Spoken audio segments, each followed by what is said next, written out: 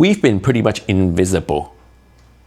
The Chinese have been invisible on the Western media stage.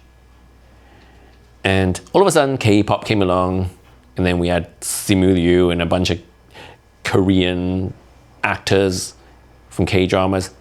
They took on Asian representation for all of us Orientals in the West.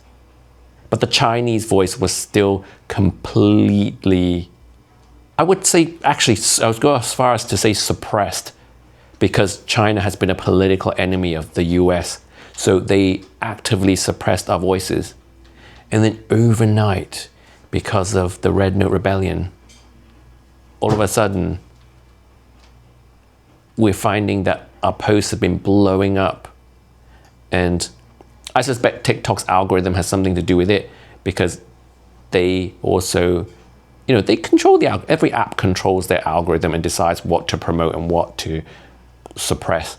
And so all of us Chinese people who spoke about this matter, our post blew up, and we've had this incredible debate in our comments about what I was saying at the beginning of this video, the freedoms in the West versus the East, and life in China versus life in America. And there's been all these people talking about how things are so much better in China.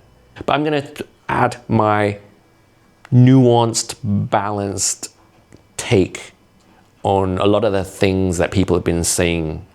Because I presented some of the positives, and I've had so many people call me a CCP shill because of it. And I'm a Hong Konger.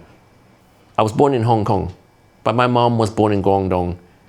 And I have always recognized that we are one race, but we have been subjected to different ideologies by our governments. And we should not allow that to divide our people. And it's now getting to the point where the whole world is learning this lesson, that we all humans are one race, divided by our borders and our governments. And it's a wonderful thing, because this is what I've always said. This has been my sort of signature argument against woke identity politics. And just to clarify, I always get pushback whenever I use the word woke. I know what OG woke means. I am OG woke. I was woke in the 90s when other people weren't even conceived yet who are using the word today. But it's moved on. Words evolve. OG woke was about being aware of injustices, and there was also an element of being spiritually awake. And I was there right from the beginning. Well, not the beginning. I don't know. It existed before I did, but woke became very trendy in the 90s with the conscious hip-hop movement and Afrocentrism. Every day I was listening to Diggable Planets and Tribe Called Quest and Jungle Brothers, and I knew what time it was because of what the popular culture of the 90s exposed me to. And I consider myself woke. And we were also anti-establishment, anti-big business, anti-pharma. And we were all hippie leftists too. Afrocentric hippie leftists. That's what woke was. I know that. But when I say woke today, I can't use woke in that sense anymore and expect people to understand me. Because if you say woke today, it means far left, radical extremists who've been indoctrinated by our oppressors, by the people who control the narrative, who want us all fighting. They have taken that word and co-opted it and used it against us to make us fight over superficial, external characteristics and immutable characteristics that we cannot change.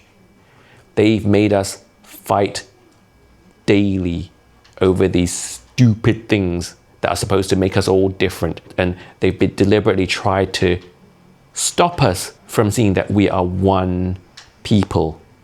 The house music mantra, one nation under a groove. We are one nation under an oppressor. And it doesn't matter what color you are. It doesn't matter what your sexuality is. It doesn't matter if you're abled or disabled.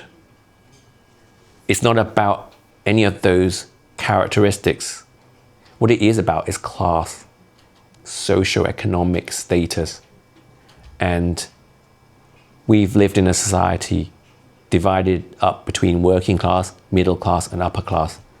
But right now, there's a conscious extinction of the middle class. And oh my God, I need to stop right now because I'm starting the whole other video now. And I was gonna say that, yeah, a lot of people have been asking me, now that I've got the conch, now that I've got the stick, we Chinese have the stick now. This is our moment in the spotlight. So a lot of people have been asking me, what do the Chinese think about this? What do the Chinese think about that? How do the Chinese deal with this, that, the other? So I have another video coming up about some of the things in China that we in the West don't know a lot about, but there's a lot of speculation, a lot of theories, a lot of beliefs that have been pushed by the media. So what is the truth? And, you know, stuff like social credit. So yeah, that'll be in an upcoming video. So do subscribe to my channel so you don't miss that. And please like this video and leave me your comments and hit the little bell thing so you get notified when I post a new video too. That really helps. Thank you very much.